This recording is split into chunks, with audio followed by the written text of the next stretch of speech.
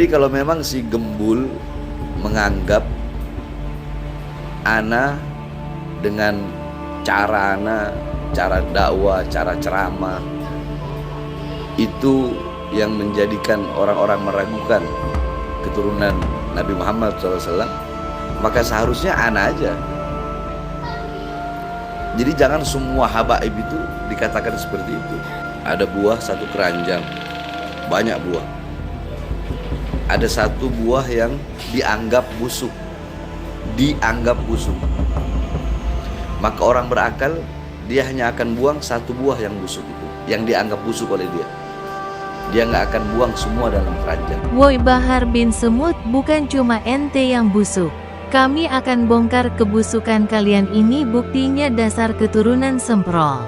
Aulia yang kita kenal di Indonesia ini, mereka itu aulia dari Yaman, Hadramut, terutama Tarim dan sekitarnya, Faqih Muqaddam, Muhajir Allah Madinisa, dan Pulau Jawa Indonesia ini dikatakan bintu Tarim. Ini punyanya aulia Tarim. Tapi kita pernah dengar dari para salihin bahwa Indonesia ini milik aulia Tarim.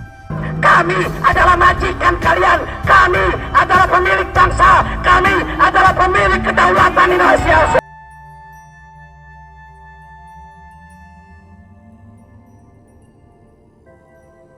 Mun manapi kiai sebenarnya ngaji di Syarifah saya bunyi kiai asmanah, tetapi asmanah tae.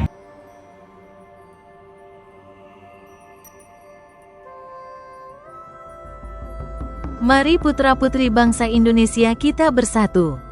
Jangan mau diadu domba klan imigran Yaman.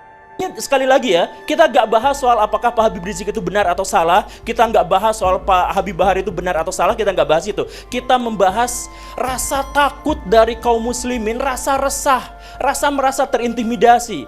Karena di satu sisi kaum muslimin sangat mencintai Nabi, tetapi di sisi lain ada keresahan bahwa Nabi dikaitkan dengan tindakan-tindakan atau simbol-simbol dari kekerasan.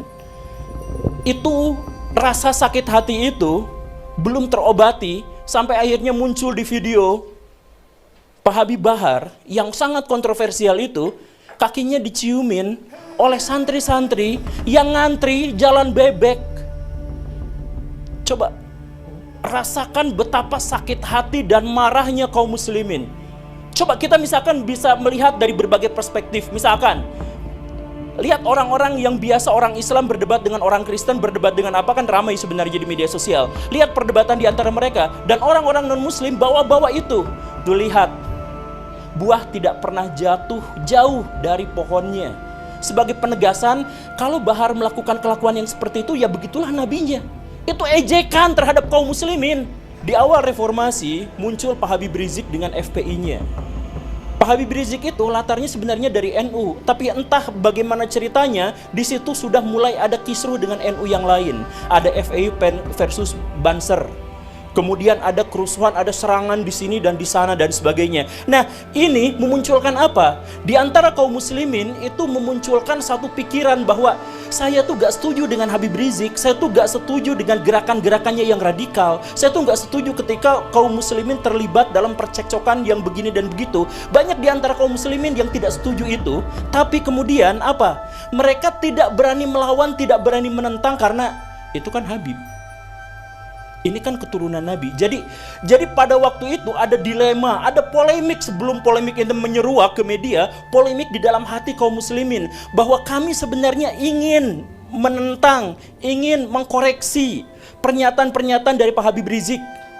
Tapi kami gak berani karena itu adalah keturunan Nabi. Jadi di sini ada penghormatan yang sangat besar terhadap kaum muslimin, terhadap nabinya, terhadap junjungannya. Tetapi di sisi lain ada orang yang mengklaim ini adalah keturunan Nabi dan kontroversial. Kita nggak bahas dulu soal apakah Pak Habib Rizik itu benar atau salah. Kita nggak bahas itu. Kita bahas bahwa Pak Habib Rizik memunculkan polemik pada waktu itu terkait dengan masalah toleransi, terkait dengan masalah FPI, terkait masalah hal yang semacam itu.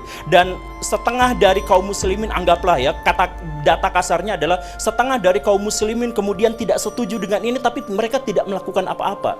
Ketidakberanian, takut kualat, ini keturunan Nabi. Dan kemudian ketika Pak Habib Rizik agak turun dengan cerita-cerita dan drama-drama di media massa itu, muncul sesuatu yang lebih besar. Pak Habib Bahar bin Smith melakukan persekusi dan kekerasan, intimidasi terhadap orang lain, lisan maupun perbuatan, dan itu direkam, dipublikasikan kepada media-media mainstream di Indonesia. Dampaknya apa? Balik lagi, ini mana ada keturunan Nabi seperti ini? Kami merasa malu, merasa jengkel, merasa takut, merasa terintimidasi. Kiai Imad jangan dipahami sebagai orang yang pertama kali memunculkan polemik, dan jangan dianggap sebagai orang yang mengadu domba antara orang-orang NU misalkan, antara orang-orang Islam, bukan. Tapi beliau itu adalah orang yang menjadi pionir dari studi akademis. Jadi polemik ini munculnya dari mana? Saya mohon maaf, dari orang-orang habaib. Yang terjadi, video-video bertebaran, ditambah lagi video-video yang lain. Misalkan muncullah video yang kemudian saya juga tampilkan kemarin. Ada Habib yang mengatakan, bangsa ini bisa menjadi bangsa yang kuat, yang teguh, tidak kena bencana dan sebagainya karena mencintai para habaib. Para habaib, kan beliau Habib, Pak Novel Al-Idrus. Kemudian dikatakan, siapa yang berani mengkritik, mengkoreksi Habib, maka dia seperti iblis. Itu pernyataan tekstual, harfiah, literlaksnya seperti itu. Jadi bayangkan, kaum muslimin makin marah dengan adanya video itu. Kenapa marah? Karena mereka mencintai Nabi. Kemarahan itu muncul karena mereka mencintai Nabi, dan di zaman Nabi diketahui secara persis bahwa Nabi tidak pernah anti kritik dan anti koreksi. Setiap ada musyawarah, para sahabat selalu bertanya, ya Rasulullah, apakah ini adalah wahyu ilahi atau ini adalah pendapat pribadi? Kalau pendapat pribadi, ayo kita diskusikan. Dan banyak sekali riwayat-riwayat yang menjelaskan bahkan Nabi mengalah dari orang-orang yang mengkoreksinya. Nah, termasuk juga dalam hal ini Rabi'ah Alawiyah, kalau misalkan mau berbicara tentang polemik nasab ini, tolong pikirkan, jangan, oh ini adalah gara-gara konspirasi. Bukan. Ini gara-gara introspeksi aja, saya mohon. Introspeksi aja bahwa di antara kita memang ada orang-orang yang seperti itu. Dan ketika tesis Kiai Imad itu lahir, muncul, akhirnya mengemuka, sentimen-sentimen itu bertebaran di mana-mana. Anti komunis Yaman, imigran Yaman, ayo kita deportasi mereka dan lain sebagainya. Kenapa muncul sentimen-sentimen yang seperti itu? Sentimen itu muncul jelas jauh dari studi akademik, jauh sekali dari nuansa-nuansa atau ekosistem ilmiah, jauh sekali dari situ. Tapi kenapa? Ya karena sebelumnya bukan masalah nasab yang dituliskan oleh Kiai Imaduddin, bukan. Tapi sebelumnya sudah ada bara dalam sekam yang begitu besarnya, yang akhirnya membuat kaum muslimin ketika ada lecutan sedikit, ada pembukaan, mereka katakan apa? Alhamdulillah ketika saya sekarang mengkritik Habib Bahar, saya tidak akan kualat karena dia bukan keturunan Nabi. Jadi munculnya itu bukan alhamdulillah saya tetap bisa mengagungkan Nabi, saya tetap bisa menganggap Nabi sebagai figur yang ideal, yang kuat, yang bersih, yang baik hati, yang soleh, yang suri tauladan bagi seluruh manusia. Alhamdulillah, karena ternyata orang-orang yang mengingkari akhlaknya itu bukan keturunan Nabi. Alhamdulillah. Jadi sentimen ini muncul bukan gara-gara Kiai Imad.